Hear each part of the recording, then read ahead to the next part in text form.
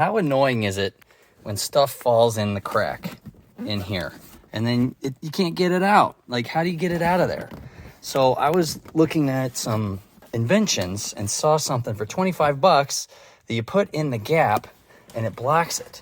So I created this noodle for $1, cut it up, cut a hole in for the seat belt, and it works just as good. So I'm gonna do this side now. The first thing you gotta do is you've gotta lower the seat back. So I'm gonna push that seat all the way to the back, create some room in there. Then I'm gonna take my noodle and I'm gonna cut it to the right length and cut a little slit in there for the seatbelt. All right, so I measured out my noodle. I need to cut it right here where this little indent is. So I'm gonna take a pair of scissors, open them up, and carefully just start cutting. Slicing, just using one blade, just kind of going back and forth.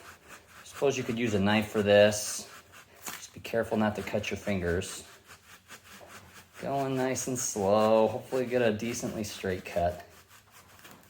All right, there we go. So we got the end cut. Now we just need to find out where the seatbelt is. So we'll measure where that is and put a slit in there. All right, here's the gap.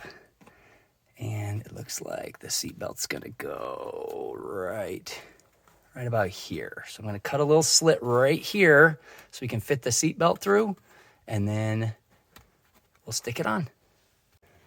All right, this is the spot. I'm gonna take my scissors again. I'm just gonna try to poke a hole straight through, all the way through, and I'm just gonna kind of saw it up and down. It's gotta be big enough to get the whole seatbelt through.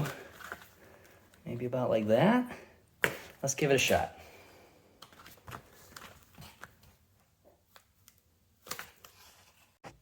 All right, back in the car. We got our slit here.